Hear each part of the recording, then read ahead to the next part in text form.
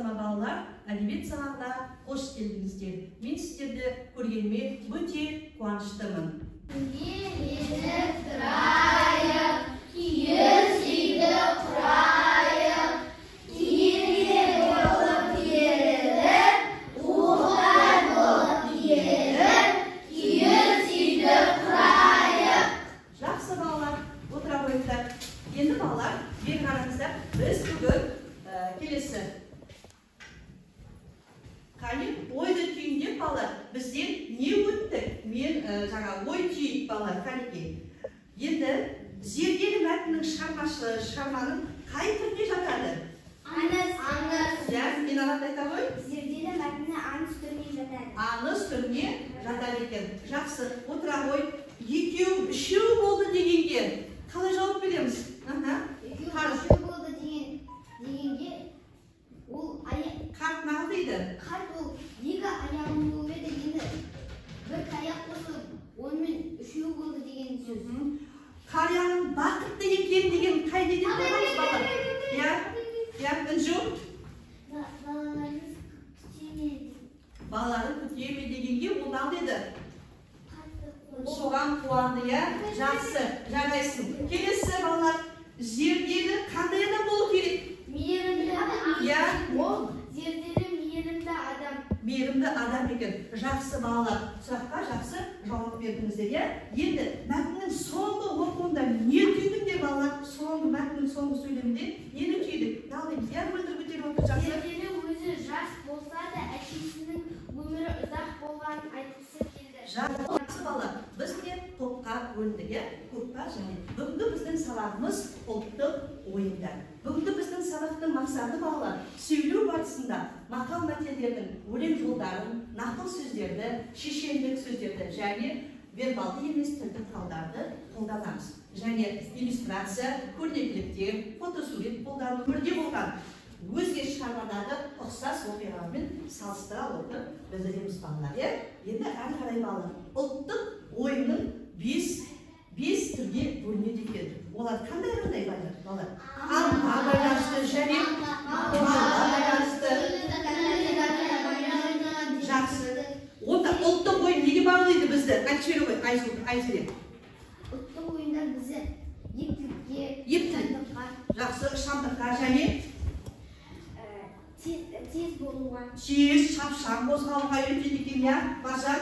Біздің ата-бабамыз мәдени мұра болып бізге қалған ұлттық ойын. Енді балалар, бұл жаңағы біздің дәптерлеріміздегі барлығында суреттегі ойын атауларын аттадық. Қай ұлттық ойындар, балалар тыңдаңыздар, қай ұлттың ойындардан спорттық жарыс өткізіледі? Қандай ұлттық ойындардан жарыс өткізіледі? асық ойыннан жарыс өткізіледі. Асық ойыннан жарыс өткізіледі, жақсы. Расын айтам деді, күніш, бәйге дейді, дұрыс айтасың алады. Әлихан? Ат жарысы. Суреттерді жатыр, сол суреттердің ол қандай ұлттық ойындар екен? Есіңдер ма? Айтыңыз. Менің суретімде соқыр теке бейнеленген. Жақсы, онда мынадан бір қағаз ала ғой, жақсы. Келесі. Менің суретім қазақ күресін. Жақсы. Келесі дайындаламыз екен. Менің суретімде тоғызқұмалақ бейнеленген. Тоғызқұмалақ ол ұлттық ойын екен. Менің суретімде қыз қуу. Қыз қуу ала ғой. Насыл сенде? Айта ғой.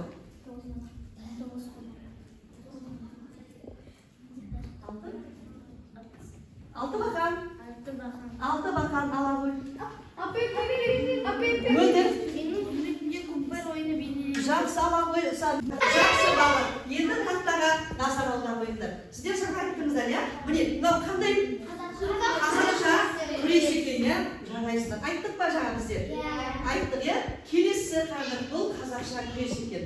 Енді бұл қандай жарыс? Ат жарысы. Бұны да алдыңыз? Ат жарысы. Біздің осы Қазақстанның атын бүкіл елге паш еткен Қажымұқан Мұңайтпас ұлы бар екен, ол Целиноград қаласында 1875 жылы туып, 1948 жылы 77 жасында қайтыс болған екен. Міне балалар, бұл қазақта тұңғыш әлем чемпионы балуан, әлем мойындаған қазақ баласы екен. Қазақтың бауырлас тағы да біздің ер азаматтарымыз шыққан екен. Бұл Бейбіт Ыстыбаевтың таныларымыз тағы да Айбек Нұғманов. Енді балалар, біз бүгін ұлттық ойындарды ойнаймыз, солай ма? Енді біздің кітапты аша қойыңыздар. Кітаптың бетінде балалар бізде ойындар тұр, соны ұлттық ойындарды ойнап жүрміз. Қазір жаңа өздеріңіз оқып, түсіндіріп кеттіңіздер, иә?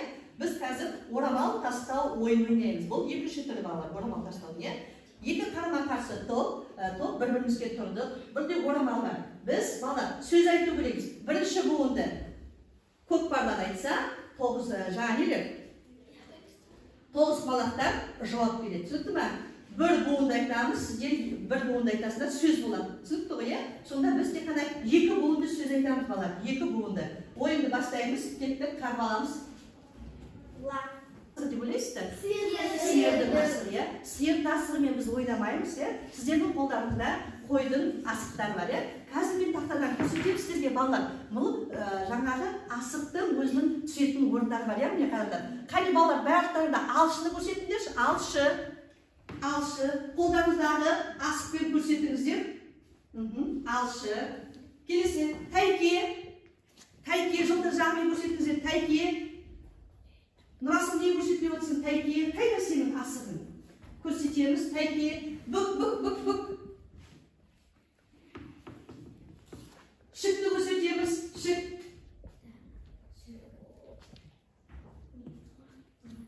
Нұрасыл көрсет шыкты. Жақсы балалар, жақсы жарайсыңдар. Енді балалар, жаңа біздер қан талапай ойын айтып кеттік қой, солай ма? Түсіндірдік қой, енді сол қан талапай ойыны осы жерде барлығымыз шығып, қазір балалар не істейміз? Қан талапай ойынын ойнаймыз. Ойнап жіберейік. Қолдарыңыздағы асықтың барлығында қане ортаға шашамыз. Осы ішінде қан асығы қызылға боялған екен. Кезекпен алу мүмкін. Мұндайда асықты үйіруші қанды қара басты. Ата ғой. Анымыз бірге қазір бірлесе орында айдары бойынша көкпар тобына мына қағазға қазақтың ұлттық ойындарын жабыстырып бізге жазып беріңіздер. Ал екінші топ 9 бала сіздерге ұлттық ойындардың ішіндегі түсіп қалған әріптерді жазып, мәтінді оқып беріңіздер. Қалай аталады бұл деген? Бес тас деп аталады, бес тас деп аталады. Жақсы, Нұрасыл. Келесі, міне, сенің мына жұмысыңа мен саған бір асық беремін. Жарайсың. Енді бала, Нұрасыл, мына жерде қандай ойындар жазылған? Қараш, нелер бұлар? Айта ғой. Арқан тартыс. Күрес, жарайсың. Енді Нұрасыл тыңда. Мына жерде ұлттық ойындар жабыстырылып тұр. Сен мына жерде сөздер тұр. Соны сен сәйкестендіру керексің. Қане, қолыңа қызыл қарындашты ала ғой. Ала ғой жасыл қарындашты. Қане, сәйкестендіре ғой. Арқан тартыс қайда? Қане, қайсысы саған таныс? Дұрыс. Нұрасыл, сен жақсы бояған екенсің. Бұл қандай ойын, Нұрасыл? Және икемді. Қазақ ұлттық дегенде бір тысы түсіп қалған. Олар аңға байланысты, малға байланысты түрлі заттармен ойналатын.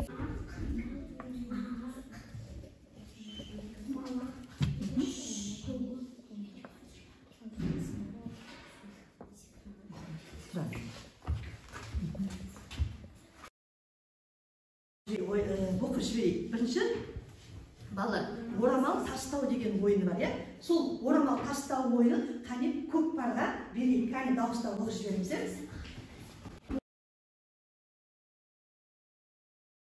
Бүгінгі әдебиет сабағында ұлттық ойындарды ойнадық. Қане, кімнің қоржынында қанша асықтан бар екен? Нұрасыл, сенде нешеу? 7. Мөлдір? Менде 4. 4. Бай салып қой, 4 асығы бар. Барлық тұстары ұнады ма? Айтылды саған. Я, маған менгі сабақтың барлық тұстары ұнады. Жақсы. Келесі, қай тұстары ұнады? Інжу. Маржа, інжу. Маған орамал тастамау. ойыны ұнады дейміз, не? Жақсы. Саған хан ойыны ұнады. саған түсінікті болды ма? Маған бүгінгі сабақ түсінікті болды. Біз бүгін не істедік? Ойын ойнадық, орамал тастап ойнадық. Қандай ойын ойнадық айта ғой? Хан ойын ойнадық сосын? орамал тастау ойын ойнадық, иә? Жақсы. Алихан, саған қай жер ұнады? Маған барлық ойнаған ойындардың барлығы ұнады. Жақсы. Асықтың артына бүгінгі сабақтағы көңіл күйлеріңізді жазып, жетістік баспалдарына жабыстыра қойыңыздар.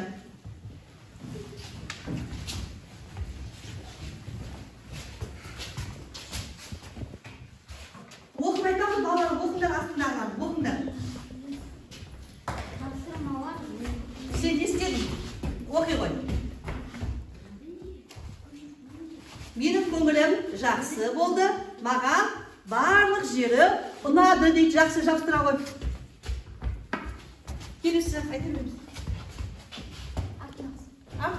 Менің бүгінгі көңіл-күйім өте жақсы. Маған бүгінгі сабақ жақсы өтті. Маған барлық сабақ ұнады.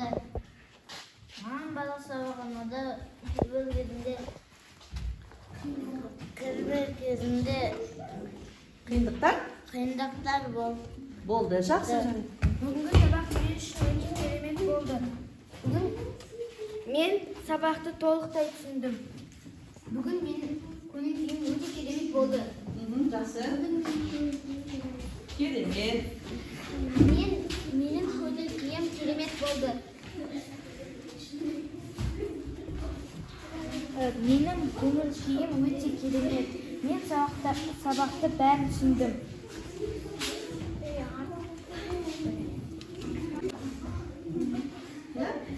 Бүгінгі сабақ маған ұнады.